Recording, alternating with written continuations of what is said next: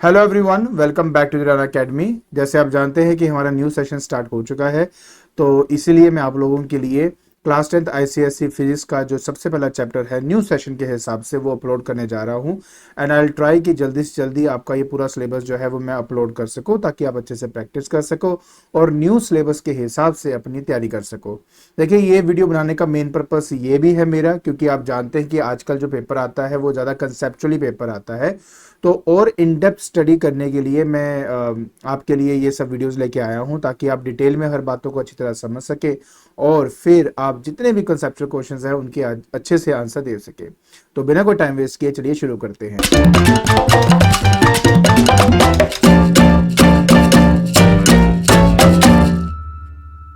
देखिए बेटा, जो सबसे पहला टॉपिक हमने डिस्कस करना है उसका नाम है ट्रांसलेशनल एंड रोटेशनल मोशंस। देखिए, इस चीज की शुरुआत इस बात से होती है कि कहते हैं कि a rigid body when acted upon bye a force can have two kinds of motion. देखिए, ये समझने से पहले आपको पता होना चाहिए कि रिजिड बॉडी होती क्या है। तो मान लेते हैं कि मेरे पास ये एक बॉडी है और इस बॉडी पर मैं दो पॉइंट कंसिडर कर लेता हूं। एक है मेरा पॉइंट ए और एक है मेरा बी पॉइंट। अब मैंने क्या किया, अब इस बॉडी के ऊपर मैं दोनों तरफ से फोर्स को अप्लाई करता हूं और अगर फोर्स अप्लाई करने के बाद इन दो पॉइंट्स के बीच की जो सेपरेशन है, अगर उसमें कोई भी चेंज नहीं आता तो हम इस बॉडी को रिजिड बॉडी कहेंगे। तो रिजिड बॉडी हम तब कहते हैं उस बॉडी को जब किसी बॉडी के ऊपर हम फोर्सेस लगाएं और फोर्सेस लगाने के बावजूद भी उसकी शेप में कोई भी चेंज ना आए तो हम उसको रिजिड बॉडी कह देंगे। और अगर ऑफकोर्स चेंज आए तो हम उसको नॉन रिजिड बॉडी कहते हैं। अब एक रिजिड बॉडी की सबसे अच्छी एग्जांपल समझाने के लिए मैं आपको बता सकता हूं कि स्टोन है। आप इसको क्रश करने के लिए, पाउडर बनाने के लिए फोर्स मत लगाओ। नॉर्मली अगर आपने हाथ में पत्थर लिया है और अपना अगर आप फोर्स अप्लाई करेंगे तो उसकी शेप में ज्यादा कोई चेंज आता नहीं है, इसलिए वो हमारे लिए एक रिजिड बॉडी बन जाएगी। और अगर मैं एक स्पॉन्ज की बात करता हूं तो स्पॉन्ज के केस में अगर आप फोर्सेस अप्लाई करते हो तो वो स्क्वीज हो जाता है, उसकी शेप में चेंज आ जाती है। तो स्पॉन्ज एक नॉन रिजिड बॉडी मेरी हो जाएगी। तो इस कंडीशन के अंदर जैसे मैंने आपको बताया कि एक रिजिड बॉडी होती है और एक नॉन रिजिड बॉडी होती है, तो यहां पर हम जब मोशन के बारे में बात करें तो एक रिजिड बॉडी पर एक्ट होने वाले फोर्स की वजह से होने वाले मोशन को हम स्टडी कर रहे हैं। क्लियर? तो देखिए, जैसे मैंने आपको कहा कि मेरे पास एक रिजिड बॉडी है, हमने उस पर एक फोर्स अप्लाई करी, तो उसमें दो तरह के मोशंस होते हैं। जो सबसे पहली मोशन है उसका नाम है लीनियर और ट्रांसलेशनल मोशन, और जो दूसरा है वो है आपका रोटेशनल मोशन। अब ये दोनों क्या होते हैं और उनके लिए कौन सी इंपॉर्टेंट कंडीशंस हैं, उनके बारे में हम बात करते हैं। देखिए, सबसे पहले हमारे पास आता है ट्रांसलेशनल मोशन।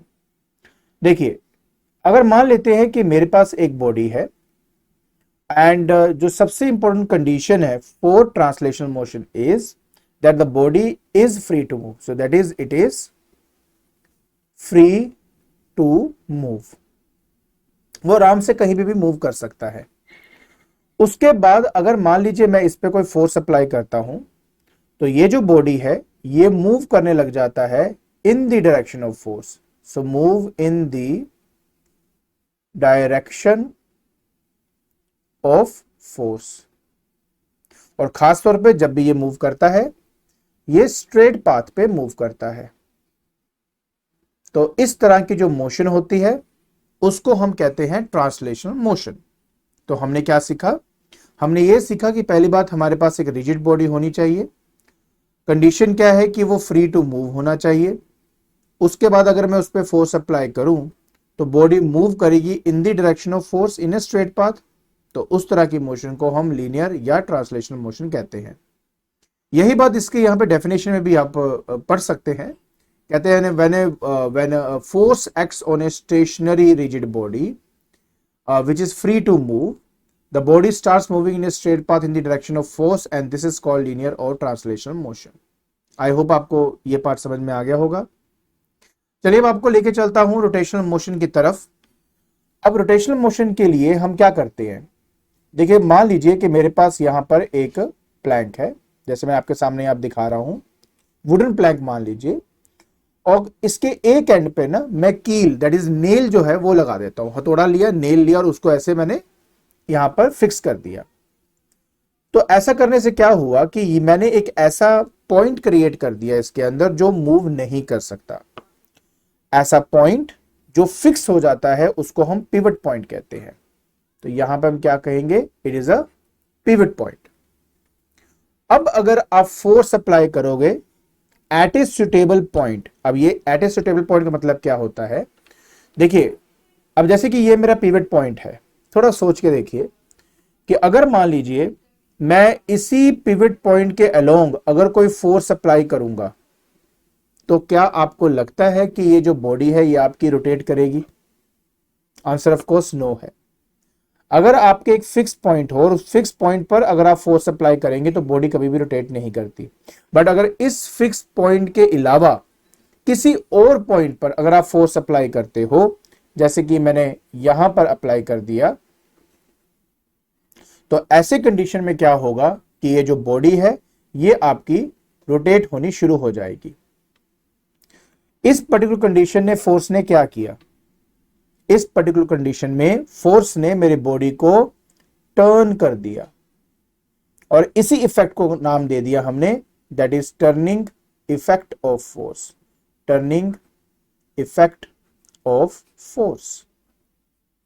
तो बहुत सिंपल सी बात है, मेरे पास एक बॉडी है, उस बॉडी के एक पॉइंट को मैंने फिक्स कर दिया, फिर एट ए सुटेबल पॉइंट मैंने अपनी फोर्स को अप्लाई किया। फोर्स अप्लाई करने से बॉडी स्ट्रेट पाथ पे मूव नहीं करती, वो अपने ही इस पिवट पॉइंट के अराउंड टर्न कर जाती है।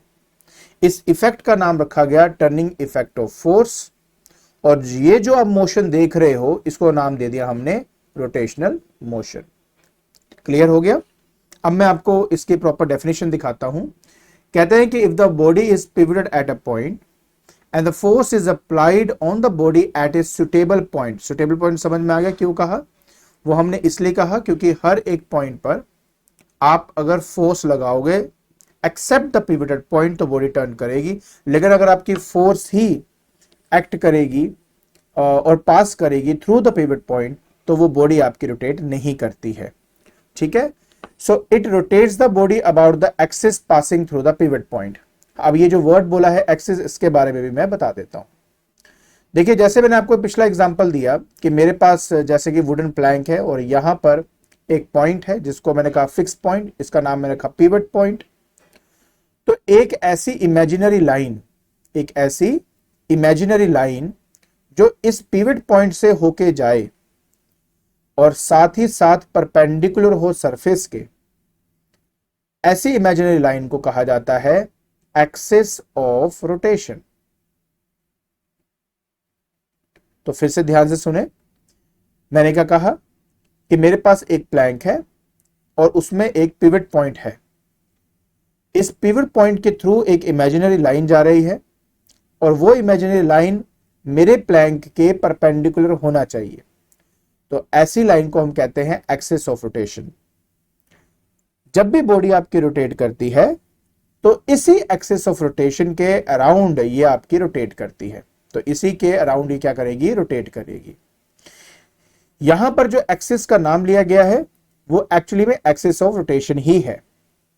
सो आगे क्या कहा इसने कि this is the turning effect of the force, and ये जो मोशन आप देख रहे हो हम इसको कहते हैं रोटेशनल मोशन। इसके बाद हमारे पास आता है movement, turning effect of force और टॉर्क। अभी क्या चीजें हैं इसके बारे में बताता हूं। देखिए सबसे इंपॉर्टेंट बात यह है कि जैसे मैंने आपको कहा कि मेरे पास एक प्लैंक है, प्लैंक पे एक पिवट पॉइंट है, पिवट पॉइंट पर मैंने एक सुटेबल पॉइंट पर मैंने क्या किया, फोर्स अप्लाई किया और फोर्स अप्लाई करने के बाद बॉडी आपकी टर्न कर जाती है। इस इफेक्ट को कहा मैंने turning effect of force.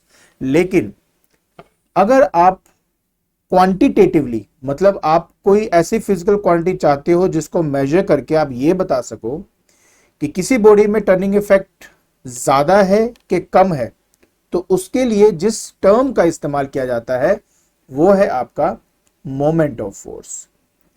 So moment of force जिसमें ज्यादा होगा मतलब उसमें टर्निंग इफेक्ट ज्यादा है, और जिसमें भी टर्निंग इफेक्ट ज्यादा होता है वो बॉडी उतनी ही इजीली आपकी रोटेट करती है। तो प्लीज ये बात समझें, जितना मोमेंट ऑफ फोर्स ज्यादा होगा उतना इजीली जो बॉडी है वो आपकी रोटेट करेगी। इसी मोमेंट ऑफ फोर्स का दूसरा नाम है टॉर्क। तो अगर मैं आपसे टॉर्क कैलकुलेट करने को बोलूं या आपको कहा जाए कि मोमेंट ऑफ फोर्स कैलकुलेट करो, तो बात एक ही है, तो बात में कोई भी डिफरेंस नहीं है। तो आई होप आपको ये जो बात है वो अच्छी तरह समझ में आ गई होगी, ठीक है। अब ये जो मोमेंट ऑफ फोर्स है ये दो फैक्टर पे डिपेंड करती है। सबसे पहला जो फैक्टर है जिस पे ये डिपेंड करता है वो है आपका magnitude of force. Magnitude of force मतलब ये कि आप जितना ज्यादा फोर्स लगाएंगे बॉडी उतनी ज्यादा, मतलब उसका जो कहते हैं टर्निंग इफेक्ट है वो उतना ही ज्यादा होगा, मतलब जो बॉडी है वो उतना इजीली आपकी रोटेट कर पाएगी। और दूसरा सबसे इंपॉर्टेंट यहाँ पे जो मतलब जो फैक्टर है वो है परपेंडिकुलर डिस्टेंस। परपेंडिकुलर डिस्टेंस किसके बीच में? Between the axis of rotation, between the axis of rotation and the line of action of force. अब इस चीज का क्या मतलब है मैं वो आपको समझाता हूं। देखिए फिर मैं आपको थोड़ा और डिटेल में ही ना ये अच्छे से क्लियर कर पाऊंगा मैं। तो ओके, ऐसे करता हूं मैं यहीं पे आपको थोड़ा क्लैरिटी देता हूं ताकि आपको समझ में आए। तो सबसे पहली बात, वो इमेजिनरी लाइन जो मेरे इसके सेंटर से होके जाएगा और सरफेस के परपेंडिकुलर होगा, इसको बोलते हैं एक्सिस ऑफ रोटेशन। अब वो लाइन जो हम ड्रॉ करते हैं in the direction of force, जो हम ड्रॉ करते हैं in the direction of force, इसको कहा जाता है line of action of force. Action of force. तो सबसे पहली बात, वो लाइन जो फोर्स के अलोंग एक्ट करती है, ये भी एक इमेजिनरी लाइन ही है, इसको हम कहते हैं line of action of force. तो ये जो पिवट पॉइंट है या ये जो एक्सिस ऑफ रोटेशन है, इसका इस लाइन ऑफ एक्शन के ऊपर हमेशा हमें एक परपेंडिकुलर डिस्टेंस लेना होता है, और जो ये मेरा परपेंडिकुलर डिस्टेंस बना है इसी का इस्तेमाल करना होता है इसको कैलकुलेट करने के लिए। अब ये बात मैंने ऐसे क्यों बोली है, इसका एक रीजन है। देखिए अगर आपने रीजन को समझना है तो पहले इस सिचुएशन को समझे। मान लेते हैं अगेन मेरे पास यहां पर एक प्लैंक है, जैसे आप यहां पे देख ही सकते हो। अब अगर मान लीजिए यहां पर ये हो गया इसका एक्सिस ऑफ रोटेशन, लेकिन इस बार मैंने क्या किया, जो फोर्स है मैंने इस तरीके से इस पे एक्ट करवाई है, तो ये जो है ये मेरी फोर्स की डायरेक्शन है। अब ऐसे सिचुएशन में मैंने जैसे आपको कहा कि मुझे परपेंडिकुलर डिस्टेंस तो कैलकुलेट करना है, लेकिन करना होता है in between the line of action of force and the pivot point और द एक्सिस ऑफ रोटेशन। तो पहला स्टेप हमारा हमेशा यह हुआ है कि हम फोर्स की डायरेक्शन में या फोर्स की डायरेक्शन के अलोंग हम एक लाइन खींच देंगे, जैसे मैंने यहां पे खींचा। और अब मेरा नेक्स्ट स्टेप होता है कि ये जो मेरा पिवट पॉइंट है, यहां से मैं एक लाइन ड्रॉ करूंगा इस लाइन के ऊपर, रेड लाइन के ऊपर, सच दैट कि वो इस रेड लाइन के ऊपर 90 डिग्री एंगल बनाए। तो जैसे आप देख सकते हो कि ये वो लाइन है जिसके बारे में यहां पे बात कर रहा हूं। तो ये बन गया 90 डिग्री। तो ये जो लाइन आप यहां पे देख रहे हो, ये वाली लाइन, हम एक्चुअलिटी में इसका इस्तेमाल करते हैं टॉर्क को कैलकुलेट करने के लिए। तो हमेशा याद रखें जब भी हम बात करते हैं कि भाई किन फैक्टर पे और कैसे आपका डिपेंड करता है, तो हमेशा याद रखें यार ये दो चीजों पे एक्चुअली में आपका डिपेंड करता है। सबसे पहले ये डिपेंड करता है बेटा आपका कितनी अमाउंट ऑफ फोर्स एक्ट कर रही है, और दूसरा क्या परपेंडिकुलर डिस्टेंस है between the line of action of force and the pivot point. तो यही चीज मैंने यहां पे भी लिखी है। सबसे पहले मैग्नीट्यूड ऑफ फोर्स है, दूसरा the distance of the line of action of from the line of action of force from the axis of rotation. इसको थोड़ा सा मैं ठीक करना चाहूंगा यहीं पे ही कि यहां पर आप लिखेंगे परपेंडिकुलर डिस्टेंस, पेंडिकुलर डिस्टेंस, अब जाके ये ठीक हो जाता है। अच्छा, अब आप बोलेंगे सर आप हमेशा परपेंडिकुलर परपेंडिकुलर वर्ड क्यों यूज कर रहे हो? देखिए मैं उसके लिए भी आपको एक सिचुएशन समझाने की कोशिश करता हूं कि मान लीजिए कि ये मेरा एक पिवट पॉइंट है और अब जो मैंने फोर्स अप्लाई करी है ना वो इस पॉइंट पर एक्ट करी है, बट इस डायरेक्शन में मैंने अप्लाई करी है, तो ये मेरी फोर्स की डायरेक्शन है। तो अगर पिवट पॉइंट और अगर इस पॉइंट पर मैं एक लाइन खींचूं तो इनके बीच में जो एंगल है आप देख सकते हो बेटा, यहाँ पे जो है वो 90 डिग्री तो बिल्कुल भी नहीं है। और आप भी अच्छी तरह जानते हो और आप समझते हो इस चीज को कि अगर मैं इस डायरेक्शन में इसको खींचूंगा तो बॉडी कभी भी आपकी रोटेट नहीं करेगी। तो 90 डिग्री ही वो एक ऐसा पर्टिकुलर एंगल होता है जिसमें जो टर्निंग इफेक्ट होता है वो मैक्सिमम होता है। तो इसका मतलब क्या ये एंगल पे डिपेंड करता है? हाँ, ये एंगल पे डिपेंड करता है। और 90 डिग्री ही वही एंगल है जिसमें जो टॉर्क की वैल्यू होती है सबसे ज्यादा होती है, सबसे ज्यादा मैक्सिमम होती है। बट ये जो एंगल वाला फैक्टर है ये आपके सिलेबस में नहीं है, इसलिए मैं ज्यादा डिटेल में नहीं जाऊंगा। ये 11th क्लास में पढ़ाया जाता है। तो सिर्फ आपको समझाने के लिए मैंने बताया कि हमेशा जो डिस्टेंस आपने लेना है वो परपेंडिकुलर डिस्टेंस ही लेना है। आई होप आपको ये वाली बात अच्छी तरह समझ में आ गई होगी। अब देखो यहां पे साफ साफ लिखा है बेटा नोट, जो बहुत इंपॉर्टेंट है, काइंडली इसको ध्यान से एक बार मेरे साथ रीड करें। कहते हैं for producing a maximum turning effect, अगर आप चाहते हो कि मैक्सिमम टर्निंग इफेक्ट हो तो जैसे मैंने कहा कि जो परपेंडिकुलर डिस्टेंस है of the line of action of force from the axis of rotation वो क्या होना चाहिए? आपका मैक्सिमम होना चाहिए। तो उस टाइम जो टॉर्क आपको मिलेगी ऑटोमेटिकली आपका मैक्सिमम हो जाएगा। अब सवाल ये आता है कि सर वो तो समझ गए हम किन फैक्टर पे डिपेंड करता है, बट हम कैलकुलेट कैसे करेंगे इसको? तो चलिए मैं फटाफट आपको वो खत्म करा देता हूं।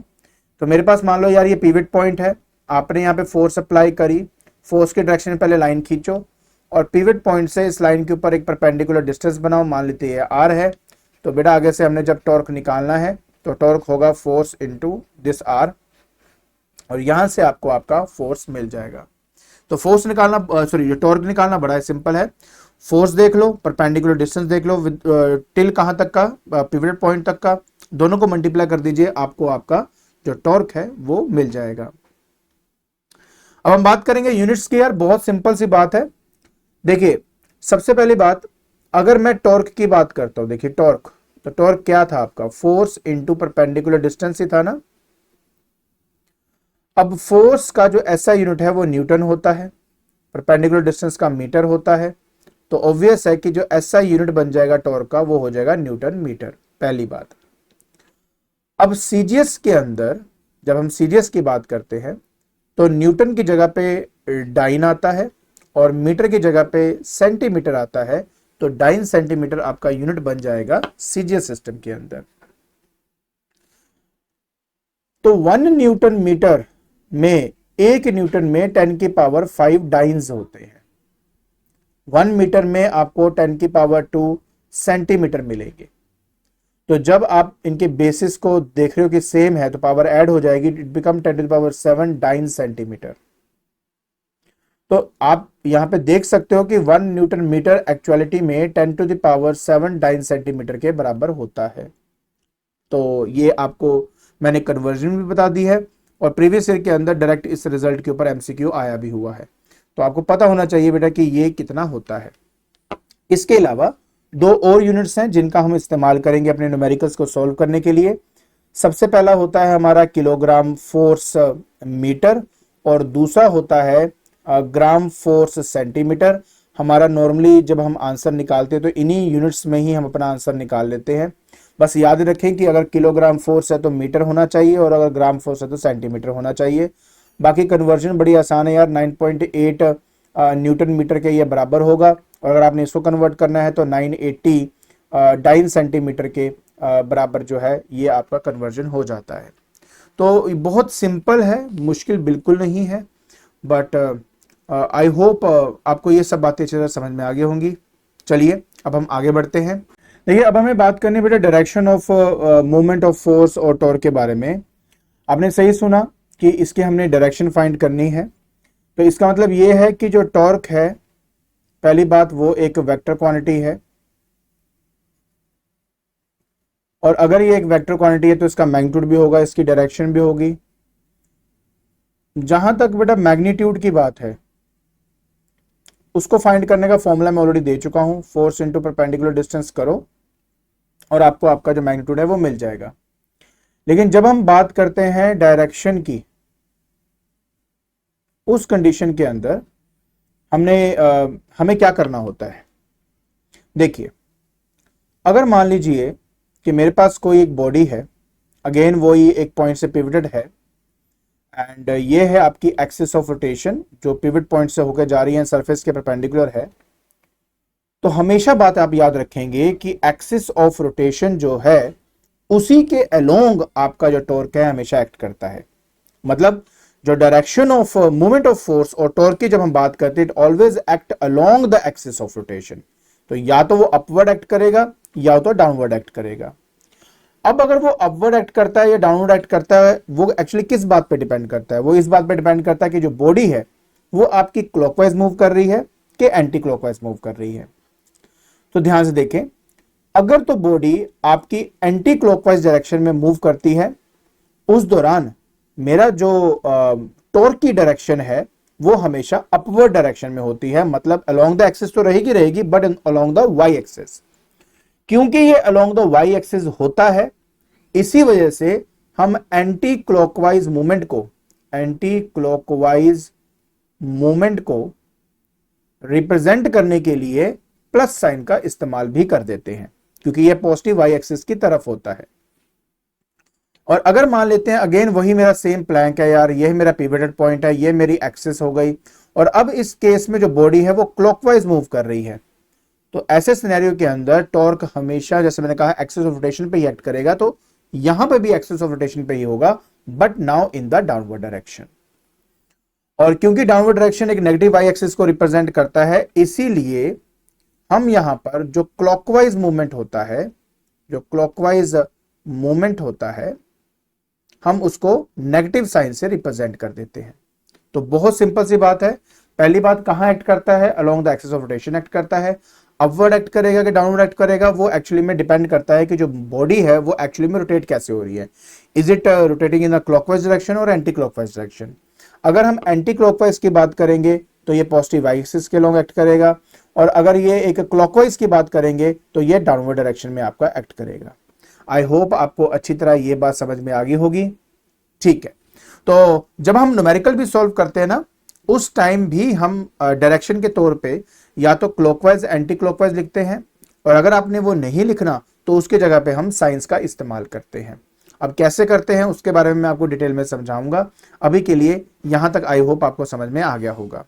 ठीक है, इसके अलावा देखिए यार, अगर मैं सेंस ऑफ रोटेशन मतलब सेंस ऑफ रोटेशन का मतलब होता है कि अगर ये क्लॉकवाइज जा रहा है और अगर आप उसको एंटी क्लॉकवाइज करना चाहते हो, तो ऐसा करने के यार दो तरीके होते हैं।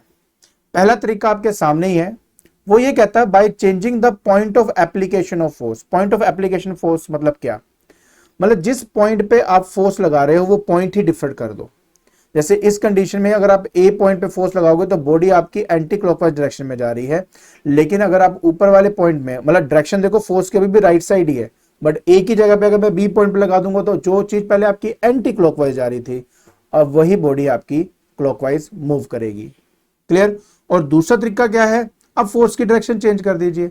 अगर आप पॉइंट चेंज नहीं करना चाहते, आप इसी पॉइंट पे लगाना चाहते हो, तो पहले अगर मान लो मैं इस डायरेक्शन में फोर्स लगा रहा था तो ये एंटी क्लॉकवाइज जा रहा था, अब मैंने क्या वही पॉइंट रखा बट ऑपोजिट डायरेक्शन में फोर्स कर दिया, तो ऑटोमेटिकली इसका जो सेंस ऑफ रोटेशन है वो आपका चेंज हो जाता है।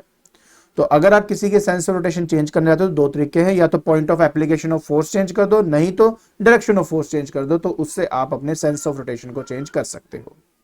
क्लियर जी?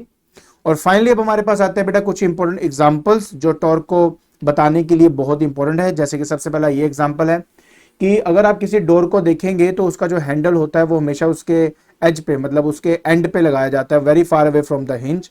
और रीजन बड़ा साफ है यार, रीजन ये है कि अगर मैं हैंडल को एज पे लगाऊंगा तो उसका जो परपेंडिकुलर डिस्टेंस है फ्रॉम द हिंज पॉइंट वो आपका मैक्सिमम हो जाएगा, और जब आपका परपेंडिकुलर डिस्टेंस मैक्सिमम होता है, टॉर्क की वैल्यू मैक्सिमम हो जाती है, और साथ ही साथ कम फोर्स लगती है बॉडी को रोटेट करने में। और यही चीज और यही आंसर आपने सभी के लिए देना है। जैसे कि अब ये व्हीट फ्लोर जो होता है, ये ना ग्राइंडर है, उसका आटे की चक्की जिसको बोलते हैं, अगर आप इसके हैंडल को देखो तो बिल्कुल इसके पेरिफेरी पे लगा हुआ है। ऐसा इसलिए क्योंकि ये जो सेंटर पॉइंट है आपका, अगर आप भी जानते हैं कि ये जो सेंटर पॉइंट है यहीं पे इसका एक्सिस ऑफ रोटेशन होता है, और क्योंकि ये एज पे लगाया गया है तो मतलब इसका जो परपेंडिकुलर डिस्टेंस होगा इस केस पे मैक्सिमम हो जाएगा। क्योंकि ये मैक्सिमम परपेंडिकुलर डिस्टेंस है तो टॉर्क ये जो प्रोड्यूस करेगा वो क्या होगा, वो आपका मैक्सिमम होगा, और इसलिए लेस फोर्स लगेगी बॉडी को रोटेट करने के लिए।